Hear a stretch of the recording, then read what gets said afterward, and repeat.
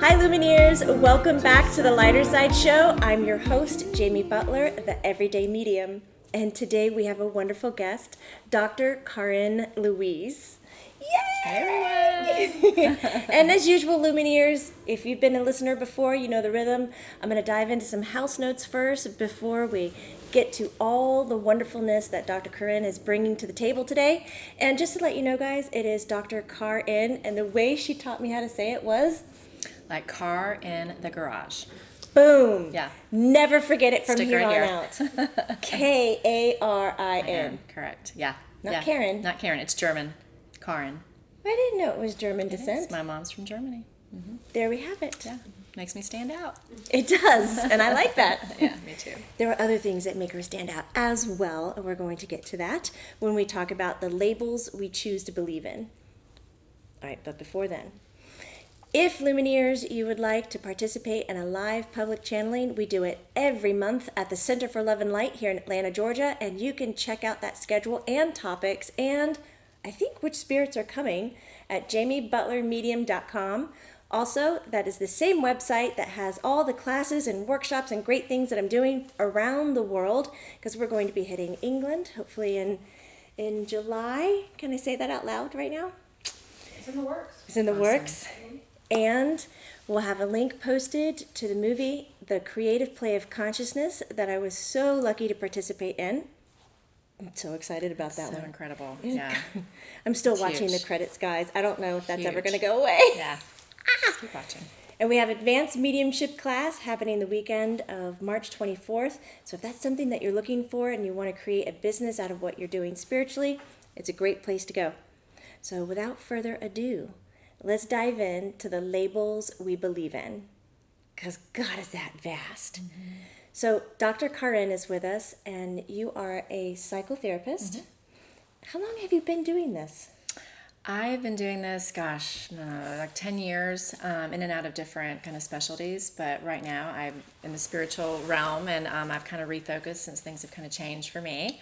Thanks to Miss Jamie Butler and all my spiritual beings that have really, really helped me integrate spirituality with teaching. So I'm a clinically trained therapist with a PhD in counseling and psychology and education, but I'm now like a spiritual counselor because things happen and shifts happen. And I'm also a mom of 3, but I do inspirational speaking, and I'm also an author. I have a book, and I'm working on another one. So we'll do that now. Yeah. The book is The Fatherless Daughter Project. Yes. Understanding Our Losses and Reclaiming Our Lives, which I wrote with another wonderful woman named Dina Babel, and it's for anyone who has lost the bond with their dad due to death, divorce, incarceration, abuse, addiction, and it's really helped a lot of people. And for all those that understand spiritual awakening, so I was very clinical in the beginning of the book, and my spiritual awakening happened about right here. In the middle? Yeah.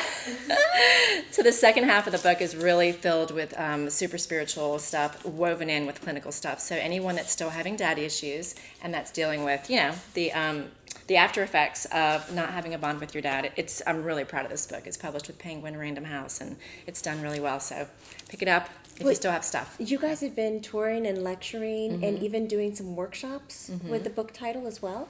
And you have a nonprofit as well. You're the co-founder of the nonprofit for fatherless daughters. That's true. We have the Fatherless Daughter Project, and it's at fatherlessdaughterproject.com. And we're hoping to do we have a retreat actually scheduled for in March, and that date is on our website at fatherlessdaughterproject.com. So that's going to be exciting. Oh my God, you guys, I'm so lucky to have you here. You're so busy. Yeah, and you thank can find out everything else that she's doing at drkarin.com. Yeah. And you spell out doctor. You're also on Facebook, Instagram, Twitter. Like, we can find all your little tidbits and everything that you're putting out there.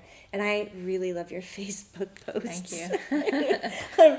I go through and I binge, and I just look at the ones you've posted. Yeah. As I'm sitting down, I'm like, oh God, that one's great. And then I'm like, crap, it's 30 minutes later. I'm supposed to be gone. And I'm like, oh, and I close it out. Oh, Jamie's been watching me. That's It's awesome. true. I love it. Yeah, I did the same thing. Because you talk from you, like what you're doing, what your experiences are. It's not like I'm reading, and no offense, Deepak Chopra, big lover of yours, but I know you can't do everything, and you probably have somebody running social media, and it's like post after post of things that are really astounding and good and inspirational, but it's like I know that it's a post, maybe it's written by somebody else. For you, like the I voice behind everything you're doing, it's like, I have a friend. I have somebody who's going through this too. Yeah. And somebody who's understanding it. And so it makes me want to read more and get addicted. Well, thanks for saying that. I think it really speaks to what we're talking about today because, we can label ourselves, and I am a clinically trained therapist. Like, I've got this label of psychotherapist, which kind of scares people because the word psycho is in it. Somebody told me that. I was like, oh, I guess that is a weird word if you don't know what it is. And so that's a label that's on me, and, PhD is here. But then I have this wonderful new interest and skill set that's come my way, the past several years since my awakening is, since I've allowed it to happen. And so, I've had to also deal with labels and like recreating, what do I call myself here? And then what do I still stick to? And, because there's expectations involved. And so I've had this reformation. And so part of what I've done, which is what you just mentioned, is I've really tried to start speaking from my I voice. So thank you for honoring that. Well, you have done it. Because it's great. Because when you do that, you're also creating your own somewhat of a label, but an identity for yourself, and you're speaking your truth instead of allowing the labels that may be floating around you to identify you. And so, you're creating your own truth because, what we're going to get into is the fact that labels are created for a reason, but they tend to be way overarching and way too general and sometimes negative, and then they put us in a box. And so by using our I voices more and by identifying ourselves from our soul, our inner being, our higher being, we're going to recreate them for ourselves. Do you think that we use labels just because we need them for communication purpose, or are we using labels to really connect and identify? Is that a strange question to ask? No, there's got to be a why. I think so. As a clinically trained therapist, I know like we have this DSM diagnostic manual that we use, and there's we have to diagnose people, or the community that we work with says we have to diagnose because there needs to be some kind of a template, a format from where we treat people. And so they've created diagnoses, bipolar diagnosis, depression, whatever it is. So those are labels that are clinical, but they were formed in an effort, which was very well intentioned and well meaning and still is, to try to help formulate, ways of helping people feel better, medicines that might help them feel better, techniques. And so if not, like the complexity of the human experience is so big that we know that there's a continuum. Like there's not just one shade of blue, there's not one shade of depression, there's a million.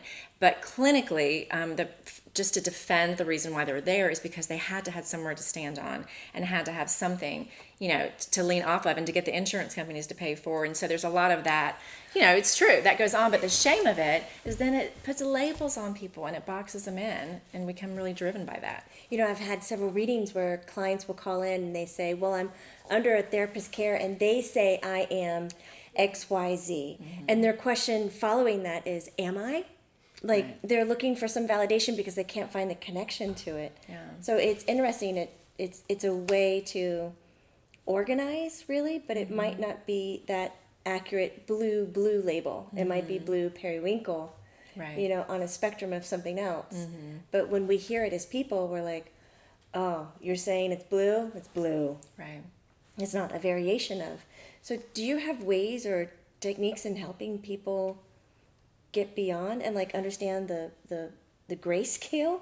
Right. Well, yeah, when you just said that, this is so awesome. Oh, Spirit just like totally. When you just said grayscale, what I heard was grace scale, which I love, because there's grace in acknowledging that there's a continuum, because it allows the person to not be inside this like black and white box. Because we've looked at mental health in this country pretty strongly the past several years particularly, and we're understanding it, but at the same time it tends to box people in, and that identification can be really harmful because then you feel really limited, and so we're talking about clinical diagnoses, but we'll just go with that for now because I know we're going to go into other things. But when I work with people, I'm not a big fan of using them. I mean, we'll say it and acknowledge it and say, well, what can we say that says about you?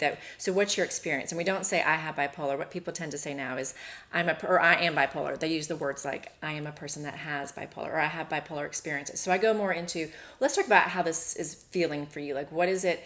Because there's no hard lined, for me, overarching depression, bipolar, whatever it is that you can squeeze anybody to. So I allow the grace scale for them to where they can find their own place, and they also know that there's a way out. And there's ways of healing that then can come from a really spiritual place that maybe no one has shown them. And that's the beauty of doing what you and I do, which is helping them in that way, because community's not teaching that. I really like you got them to look at the language of how they're saying it. So you said it goes from I am bipolar Right. to I have bipolar experiences. Right.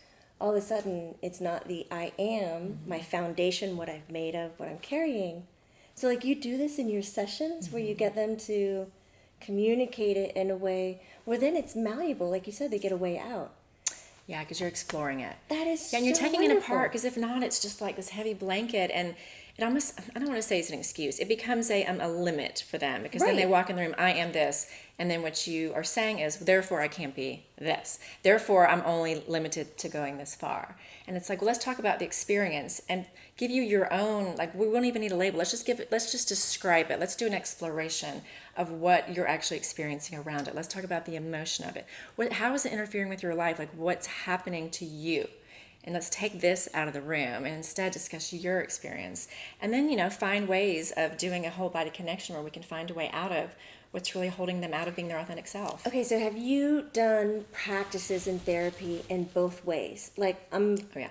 guessing that in your early days of practicing, it was the technical side where you had to do the labels, you filed the insurance and all that.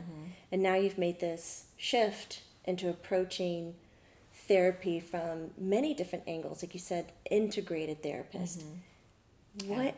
What's it like being, coming from one extreme end and finding this flexibility where still I think our country in America and possibly other countries, they're not caught up to speed of integration. They're still thinking in solid mass terms. Are you able to get people to understand it quickly?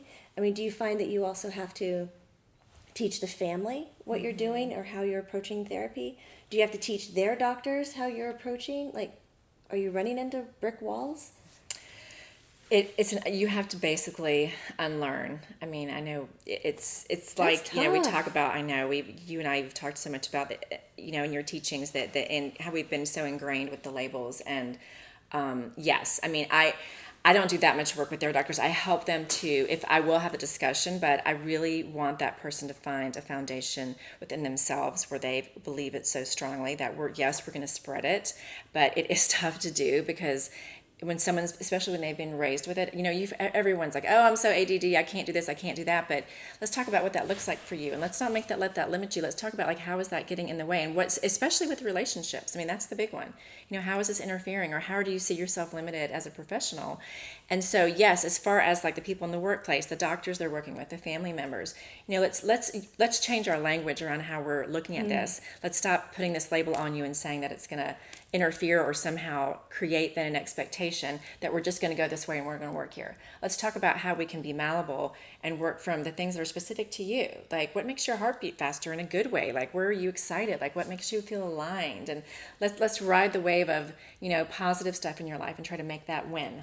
Dude, I can hear myself in the stories you're telling. I mean, Yeah. I'm absolutely guilty of Everyone is. naming the label. Like I carry the I'm stupid label, I'm dyslexic label, and growing up in my day and age, I just had a difficult time and I didn't want to be a burden. I'm a pleaser, so I wouldn't tell people I was having a difficult time learning or reading or doing math. I would just tough it out and hide it and be kind and sweet and loving and get my way through. Yeah. And so now when I'm doing things like even launching the Lighter Side Network, She's super smart. that's so weird though. Like Yeah, I know. I haven't had many occasions where I say that about myself, but this, I might start crying. Ooh, Lord. Yeah, well, it's deep. Pull back on those cameras right now. But like this is the first time in my life that I've done something, and I called my dad and I was like, I'm proud of myself. I was like, no, you don't get it. I'm really proud of myself. My dad says, I'm proud of you too. I said, did you just hear me? He goes, I did. He's like, that's the first time you've ever said that. I go, I know, because I've always thought I didn't do it right or good enough because I'm stupid. I still haven't gone like, I am so smart and stuff like that yet. But the pride piece, oh my God, guys, it feels so good to work on yourself and be able to connect to those things that you just thought you weren't gonna. Oh, it is so good. That's huge. It is huge. Yeah, and it's so interesting because, like, I've known Jamie for several years, and I know she's super smart. And so, but that's like, you hear people say that, and I guarantee you everybody that's watching or listening can connect. Everybody can connect to something. And that's a big one for people. That's a big trigger. I mean, I have a really, really good friend that deals with that with writing. And when she gets triggered, it like bottoms her out because it's from childhood. And that wound is like literally like you feel it immediately because you feel like it defines you and then limits you, but with someone like you, and I learned a lot of this from you, so much of the experiences that people are having with these issues, I mean, there's so many spiritual components that are going on too.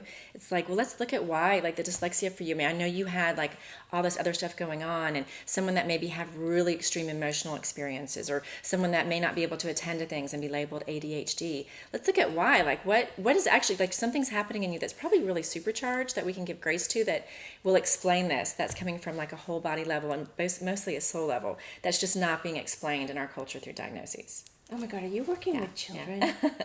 Well, I do. You work with yeah. families? I mean, it's coming my way. I used to be actually an early childhood education teacher. I used to teach second, third, and fourth grade, and now I have 3 little ones, ages 8, 8, and 6. So I am, because I work with them every day at school, and I have one that's struggling right now. We actually are seeing a specialist today, actually after I leave here. So it's hitting home for me too, but I'm very sensitive to really recognizing for him and really flipping these things to saying, look, there's a strength here. Like the inability to do something that culture says you should be doing this way. There's something else happening with you there's a spiritual meaning behind it. And let's focus on what is beautiful about you that's just interfering with what culture is expecting from you. And even though we may not be able to convince the world, like let's convince you so that you can start to be proud of yourself like you've learned to do. I mean, look how long that took you, but hooray. Because I'm proud to know you and proud of everything you do, but see, everybody deals with it. I mean, I'm so glad you said that, because people, it gives them permission to also be honest about those kinds of things. Oh my God, next week I'm 44, and this is the first time in my life that I'm, for genuine, like really proud of what I'm doing. But I was listening to you talking about connecting to your kids, and I was getting really excited on the inside, and like graffiti bombs going off in my head. I'm like, oh my God, Yeah, it's true. As our generations are moving on, this hand-me-down label system is starting to change. Yeah. It's not, I definitely in my household haven't looked at my children and said, you're stupid. I have a son who's dyslexic and extremely empathic, and boy, he is not made for public school. Right. He's not. When we tried this year, and Lumineers, if you've been listening, you've heard some stories about Luca and his sensitivities. And I have, on many occasions, been frustrated. And I tell directly to him, I was like, I'm frustrated, but it's at this angle. I'm not frustrated with you. I'm frustrated because I want to give you a safe space, and I want to provide you with an answer, and I can't. So we got to do this together. And I've noticed that he's not leaving beating himself up anymore now that we've got him away from public school. He's telling me it's okay. Like, he tells me it's okay. And it's not the covering up kind. It's like a really real kind of conversation. And I don't think I would have ever have gotten that if I would have just gone, all right, well, you're dyslexic and this is what your life is going to be, and you're this and you're that, and just labeled them up into a box and said, let's manage that. Right. It's not about managing anymore. That's like a survival mode, isn't it? Well, I mean, you would know, because you were raised with the same, or you grew with that label over you too, so you knew what that was like at every milestone. So you have a sensitivity to it, thank goodness, that lets you know, look, this environment may not be good for him. Thank God there was another opportunity for you, another option for you. For him, that's a better fit. I mean, I wish, that's like, that I wish there were more options like that let the kids, we just don't have the capacity and the school system and the resources, and it's so frustrating. But I mean, right now I'm dealing with it too. Like, I hate to single my kid out, but we're having a real issue right now, and I don't know what to do. And I'm the same way. I sat down last night, like trying on my bag of tricks, and he wants me to go to school with them, and it's like, I can't fix it. And what's the answer? So I still don't know my answer, but I hear you. But, I think continuing to talk through it and continue. Luckily, he has you as a mom. You guys picked each other. I know we picked each other too. And so, there's part of that teacher exchange between both of you that's going to continue to learn. But I agree with you. It's highly, highly frustrating. But I love that he's in a place where he can feel safe enough now and like authentically claim his feelings. You mentioned that that was achievable because of the sensitivity. Like I had a sensitivity to that Right. dyslexia, but maybe I don't have a sensitivity to ADHD or even beyond that, another kind of label or whatnot. How can I be more aware that I am not sensitive to something and maybe I'm feeding somebody's label, like helping them believe in their own label unknowingly?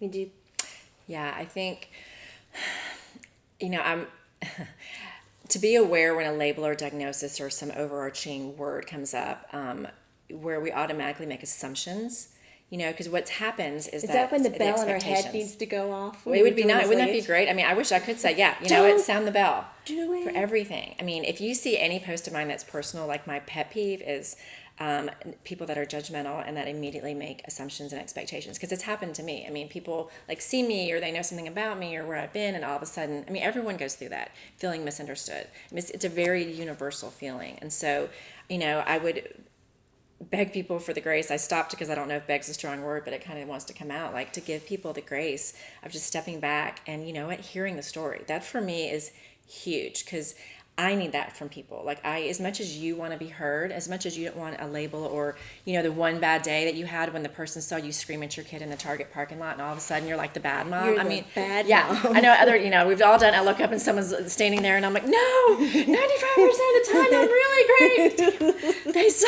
that, and you want the grace. I mean, and it's like, I would beg people just to step back and just ask more questions. Just listen. Well, how does that play out for you? So okay, the label. So you suffer from. A lot of people have suffered from depression. You suffer from that. What does that mean for you? Like, what is it? How does that play out in your life? And just listen to the story more. Instead of taking on your definition that you've Right. created somehow, Right. because we know that's not going to fit the other person, Right. because we're all completely individual and different.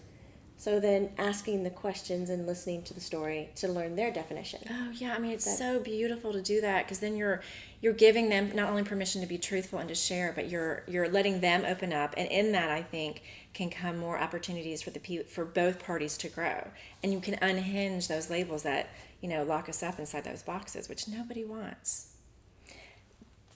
I have two things running through my head right now. I don't know which one to grab. I'll go with the first one.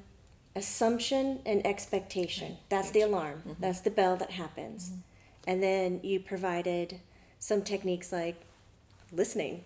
Yeah. Listening to the person's story, asking more questions. Yeah.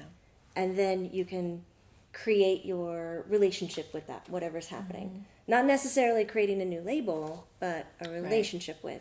Yeah, let me tell you, this is so interesting. It's interesting when you picked this topic for this podcast. When I was getting my undergrad, this is actually what my thesis was on. And yeah, and there's a study and that's like groundbreaking. And they took these kids that all had the same, on average, the same IQ. And they put them in a classroom and they told the teachers from the beginning, they picked out 20% of the kids and they said, these kids are going to be our late bloomers. They're showing that their IQs are going to exponentially rise this year. So just keep an eye on these guys and expect the most from, these 10 kids or these 5 kids.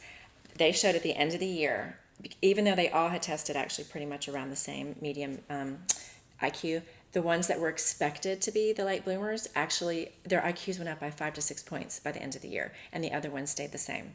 And it was merely, the assumption is, based on the research, was that because the assumption was put, now the kids were not aware of it, but No. the ones that were working with them, the teachers and the leaders, Yes. because the expectation was there, it was massaged and grown, and it formed like a massive energy that was a self-fulfilling prophecy, and they assumed the other ones would stay where they were. So the test, so I'm just giving you the research because I'm also a clinician, for those of you that like the science behind stuff. I mean, that's been shown over and over again. So when we, instead of doing that kind of a thing, I'm just showing you how strong expectations play out. Instead of, you suffer from long-term depression or deep depression or bipolar, like, I'm not going to expect you to never be okay and never be happy, therefore I'm not going to want to be around you. Gosh, tell me how that feels for you, and when have you ever felt better, or gosh, when did that start? And listening to the story, I'm really insecure. Gosh, where do you think that came from? I'm trained in doing that kind of a thing, but when you sit and look a person in the eyes and ask, like, well, what happened for you? Not like challenging it, but just giving room for a dialectic between two people. I mean, it's like flowers bloom when the people are able to sit and be safe, especially if they know you're safe. And I'm seeing like unhinging, like things just popping up and growing and flourishing in a way that they haven't been able to flourish before, because it gives permission and allowance for more conversation and openness. All right, so now I have one complaint that I am imagining that many of the listeners and viewers have, which is what you're saying requires time. Yeah. This is not a quick conversation. You're not going to be like, all right, come on. Come on, tell me your story. How did it go? Speed up for me? Right. Like, okay, no, we totally got it. Let's go. Yeah, we're good.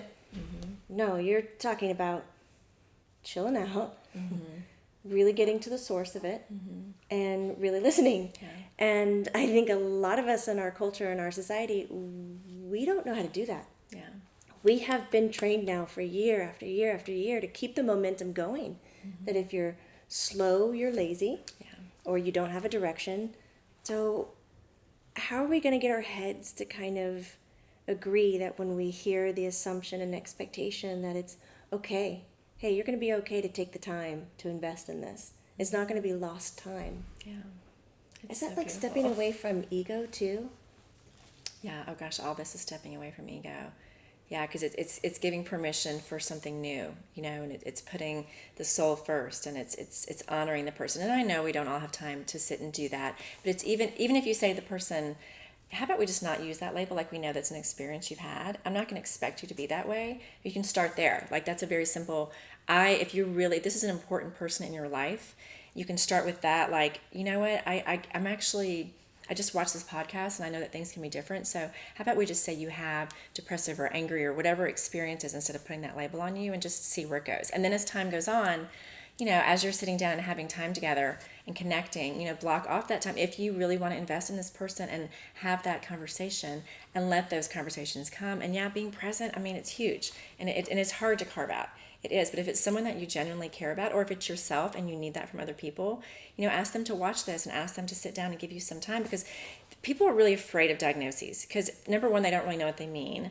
Number Right. two, they're afraid of they're afraid they're gonna like trigger you, like, oh, what's this person gonna do? Like, what does that look like when it comes out? So there's a lot of fear. And so it's just not like, I mean, so many people that claim these, I don't say the diagnoses are, I mean, deep down, like struggling and so beautiful and often extremely smart.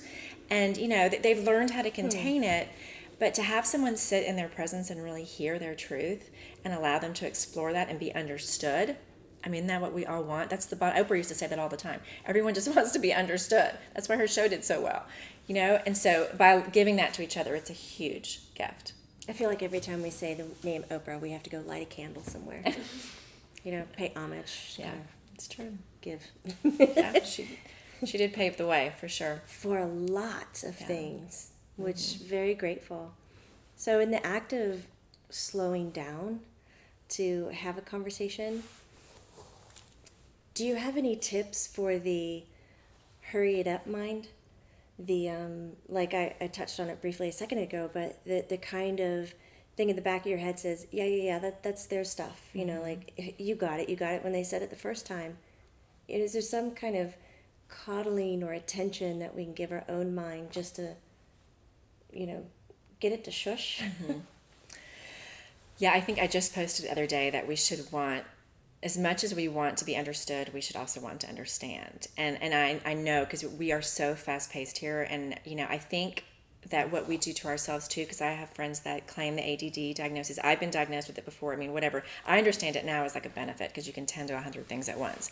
But people often will say, I'm like, dude, you can rule a company. Like, it's not a bad thing. But instead of saying, because people do this, oh, look, I'm not good at listening. Like, I have a really hard time. Then you're labeling yourself too. Then you said, I can't do it. Like, let's get that language out of the way. That's just an excuse to not be invested in the relationship, because it's scary. Oh my God, an excuse. Holy cow. So we could have a label that's not really a label, it's just an excuse. Yeah. I mean, people do, because when you sit and invest in somebody like that, I mean, there's fear. Then you also have a vulnerability of being like intimately connected through the conversation, and then maybe layers of you might also come off. So, this is why I do what I do, and why I love having these conversations, because it's like that's where we form these connections, and that's where we deepen ourselves, and that's where maybe we're discussing a label, but when we're truly present with somebody, and we're not only wanting to be understood, but we want to understand, it's. Also, mind you, karma's big, and it's going to come back to you. Like, you're going to receive the energy that you're putting out. So it'll end up being a win-win. But when you sit down with someone that really wants to be heard, remember that gift is going to come back to you as well. And so, it is quieting the mind. It is just like, let me hear. Let me really tune into this person. Number one, put your phone away. And let me... Wait, say it again. Yeah, number one, put your phone away. Like, don't even have it face up. Wait, unless your child is maybe in an emergency. Yeah, go ahead. Dr. Karin, did you just say put your phone away? Put your phone away. Amazing. Yeah. I mean, it's so... And I know we can do like a whole thing on this, but let's just say this simply. When your phone... And I understand sometimes you need to, because I have kids, and I think, sometimes you may need to be alert, but just at least turn it over, because if not, I mean, you're every watching... time it flashes. Right. Wasn't there some study done with your phone? It's like a reward system that I'm sure. Yeah, when something pops up and then you get to read it, you're like, "Ooh, I caught it! I received something positive." So it keeps you trained to look and catch and go and go and go, even though you really aren't waiting for an important email or anything. You're just seeing how many emails have come in, how many texts did I get, how many posts on Facebook, and it's a reward system. So can we give ourselves different rewards, like listening? Face-to-face connection, understanding, like real connection. I mean that's a whole nother podcast, but let's just keep it real here and say yes, please. Like, this is such a big part of it. It's please allow yourself to have that face-to-face connection and really embed yourself, in those moments. Even if it's just 5 minutes, I would beg for 20. I'd beg for an hour, but to be fully present with somebody, and I know it can be scary because you can't, at least I know when you're on the phone you can correct your words or whatnot, but oh my gosh, it's so much more. The payoff is so much deeper when you're having these conversations, and then you get to know more about who you are as well, and it's real. I mean, it's it's a big one. I've noticed what I do when I'm having a deep conversation with my husband, and I've set it up and we've made time for it, and when I start to feel like I'm not being understood, or maybe I'm not saying it in the right way because I'm not getting the response I expected, which is number one. Yeah, that's big. Because I came in with an agenda that I didn't need to have. I really wanted to hear what he was doing. I do this walk away bit. Boom, I turn and I start doing, oh look, no, we got to do this now. Yeah. And I fidget and I move, and I caught myself, it was this week. I put everything down and I turned around and I went, I apologize. I didn't need to walk away. I just didn't know what to say. I was like, let me come back. So I came back, and then I made a joke of, kind of like Jesse, our producer here, take two. And I was like, take two. I was like, talk to me again, and I want to listen. And he just looked at me like, who are you? Yeah, like, that was nice. But I didn't realize that once I felt like I was hitting a wall, whether it was knee high or 100-foot high, that I would turn my body and kind of disengage. My ear was still working, but my body was like, well, we're just going to show him that we don't like what he's saying, and I'm not doing it anymore. And it's actually changing the way that I'm listening to him. Something simple like that, even though I thought I was doing a really good job. It's so big, and the fact that you owned it is so huge. I mean, if we all did that, I mean, oh my gosh, we all have relationships where that never happens. I know I have, and it's so highly frustrating. But when someone, no matter what the conflict or disagreement or lack of fulfilling an expectation is, if we ourselves can stop and just say, okay, I just saw what I just did. Take two, let's start again. Yes. Like, I'm going to own that. I'm sorry it was disrespectful, and I really want to be here and let you share your truth and your experience of what you believe we're talking about, and give you your space instead of punishing you for not fulfilling what I need. Oh, it's so hard. I had no idea that I was punishing or shunning something just from, the posture, or leaving the room and going, keep talking, I can hear you. Yeah. No, that's not right. Yeah. Well, it's ego and it's subconscious. It's just, by the way. Yeah. It is? Yeah. Mm-hmm. It's put the myself ego back being in like, the well, then I'm game. going to rise up to a position of power because I can do this and make you feel a little disempowered, which you're not consciously thinking. It's subconscious. Yeah, and so by disengaging, I'm going to take my power back and I'm going to go over here and kind of halfway because then I'm going to rise up. That's just, it's ego.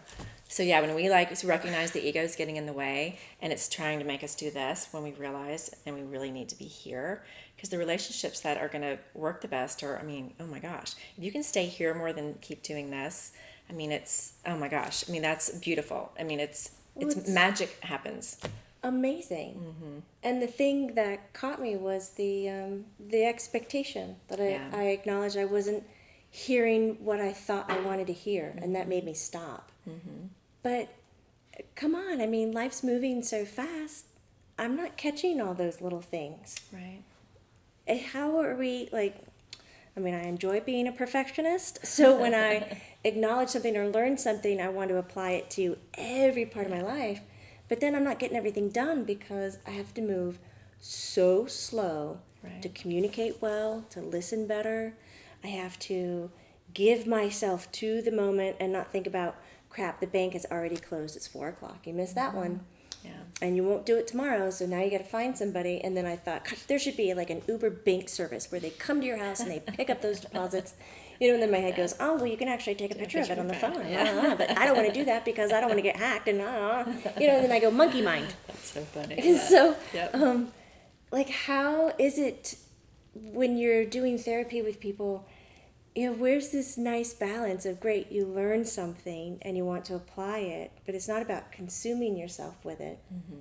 Where's the gentle middle space of being human? I was like, the gentle middle space of being human. You know, it is, and it comes up in every session, and it comes up for me too. I mean, that exact bank statement question, I actually had the same mental gymnastics game go on in my mind last Mental week. gymnastics, I'm like, and yeah. you actually can, Karin, because there's an app on your phone, you can take the picture. I know, I feel like I'm the only one that actually goes in the bank anymore. I'm like, I know, I'm the only one that actually walks in with the checks. But anyway, back to what you were saying. I think, you know, it goes back to grace for the self. We're so hard on ourselves, and like I have to work on it, but I'm also with clients. It is a constant. It's like an art form for us. It's like to grant ourselves and to bring us back to a place where we're granting ourselves grace and where we say, you know what, I'm exactly where I'm supposed to be. I'm allowed to slow down. I'm allowed to be imperfect. Like there's nothing wrong. Like nothing I've done is wrong, and that's huge. Like everything that's happened to this moment and in this moment is exactly the way it is supposed to be. If there's something I need to correct, if I've hurt somebody, it's okay. We're going to flow into that, and I'm going to do what I need to do to correct that. But everything is happening exactly in the space to help me grow that it's supposed to help. Everything is exactly as it should be. And just taking deep breaths and honoring yourself, and just knowing that you are in the space you're supposed to be in without rushing in. And perfect, again, so let's talk about perfectionism for a second. It serves you well because, I mean, look, the studio is beautiful. The work that you do is beautiful. You know, it keeps you looking beautiful. It's, you know, there are reasons that serves you and why in this life that's been like a great quality of yours. But then you've got the hindrance side, where then it gets in the way, and there's like self-judgment and criticism and all that. So what I would want you to do is really honor, look at how beautiful this is playing out. Let's turn this into like life being fluid. So that's what I do too a lot with people. Let's flip that this is going to be hard and that we're going to judge ourselves. And do you know what? I'm going to be so good at this and it's going to happen. Maybe not in the exact time that my monkey mind is making me think it should happen, but it's going to be fluid. It's going to be easy. And dare I say fun. It's going to be fun. And you know what? It's going to happen in perfect alignment with who I am called to be. And I'm going to just let the other stuff go. And I do teach, you know, meditation and deep breathing and those things that can help our physical body to also calm down. But oh my gosh, give yourself grace, people. Give yourself grace. You're right where you're supposed to be. Everything is happening exactly as it's supposed to be. And once you breathe into that, all that cortisol and all that, you know, adrenaline that has gotten you so angry at yourself, you automatically, through deep breathing, will train yourself back down. Okay, in that sound clip, and Jesse, let's just put that on a loop for myself, please. Thanks. I want to listen to that when I go to bed, and I want to listen to that when I wake up. I think that will Me too. really get believe me going. Yeah, me too. And give myself the permission to be imperfect. I adore that. Oh gosh. Brene Brown writes about this right now, and she's done extremely well because everybody relates to it. And she got up on a stage and said, oh my gosh, all this crap's happened to me. And she gave her truth in a way that showed vulnerability and talked about her imperfections. But oh my gosh, millions of people related, because we don't talk about that, because dare we say to somebody that we're imperfect, and then we're shining a light on our imperfections, and then that makes us feel more vulnerable. She's on stages doing it. She's writing books about it, and she's done so well because people are like, oh my gosh, I feel that way every day. So everyone's relating to this, and that's what's wonderful about these podcasts is, it's then, so what do I do about it? I take a deep breath and I say, I'm right where I'm supposed to be. And the other thing, I'm obsessed with Abraham Hicks, and they talk about this all the time. Everything is working out for me. Like I do that now. That's part of my mantra. Everything is going to work out for me. It's all going to be fluid. It's all going to be fun. I'm allowed to be right where I am, and everything's going to work out. And I teach my kids that too. Everything's going to work. Everything is solvable. As long as we're all here and healthy and we're good. Like all those issues you're worrying about, we're good. We're good. Everything is working out for you. So that's a big one. That's helped me a great deal. It's a huge one. It's huge. Yeah, because it takes the fear. Getting all excited and flustered, and feels so good to talk about it. It does. It reminds me of the giving yourself permission to be imperfect. The real expensive Turkish rugs, the patterns, and even in the ancient Chinese rug patterning, they would do the pattern on the rug absolutely pristine. Every bit of wool, yarn, silk, whatever it is, and there would be one stitch perfectly misdone, because their concept of perfection was imperfection. I love that. And so when I sit on top of the rugs at my house and I watch the patterns and I look and I find that one piece that's not done right, because it's done on purpose. And it's like, Yes.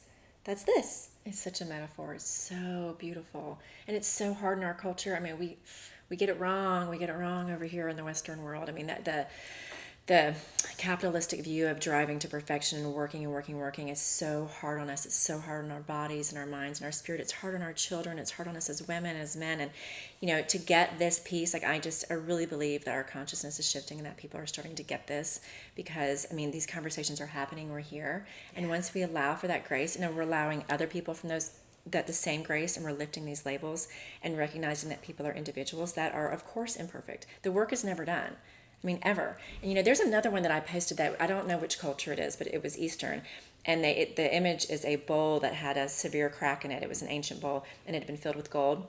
And how much they honor the cracks in the bowls, it's the same thing. And how it's seen as a piece of beauty. And that is the most beautiful part of the piece of artwork, or the bowl, was the crack that was in it. Yeah, that was beautiful. I saw that one. I liked it. Oh my gosh, it's beautiful. Oh gosh, I could go on and on, but it's when you allow the imperfection and you take a deep breath. And here's the other thing that to me is also really key. I'm a therapist, so people tell me their secrets, and let me tell you, everybody struggles with this. Everybody feels there's a thing called the imposter syndrome, where everyone, especially men, feel like they're going to get found out that they're not really as smart as they say they are, and they're going to get caught at work not being the expert they're claiming to be. It's a universal feeling. And to me, it takes the air out of the tire of frustration when you understand everybody's dealing with this. Like, it's not just you. You're not the only one that's living in fear that somehow people are going to discover you're imperfect. Everybody is. So for goodness sakes, people, let's all take a deep breath. It's a universal experience, because all of us are imperfect. Everybody's struggling with it. I hear it all the time. And I just wish that we would have those conversations where we'd have, oh, me too. Oh, you too. Oh, me too. Well, tell me more about you. And I'm going to listen. Tell me more about you. And I'm going to listen, and I'm not going to walk away. And if I do, I'm going to catch myself, and I'm going to come back. And just really engaging in those open conversations and celebrating the imperfections. How about that? And start picking the labels off of it. Picking the labels off 100%. Instead of compressing, allowing the people to be individuals, and explain. This moment has gone by so fast, Lumineers. Yes. My head is extremely blown, and my heart is very full. I know our time is up together, Lumineers, but please don't cry, because I'm going to do my very best to keep this beautiful Dr. Karin back in the studio. So we'll love to have you back again. Thank you. Of course. Please. Of course. And Lumineers, you want to find out about Dr. Karin, spell it out, and that's KARIN.com. She's also on Facebook, Instagram, Twitter. Am I missing anything else? She's Instagram, everywhere. Twitter, we got it all. Other day I said Facegram, Instabook, whatever. Yeah. Oh, those things. I'm are out there. simple. Just Google Huffington Post. I've got articles everywhere. I mean, just punch it in. You're smart people. You'll find That it. is Yeah. true. Yeah. You guys are very smart YouTube, people. whatever. Yeah. And Yes, I I'm would proud love of you. Yes. And I'm proud of you. Thank you. Oh, I love you so much. love you Thank you too. for this. Thanks. Lumineers, thank you so much for being here. Remember, it's not woo-woo, it's true. Bye. See you later.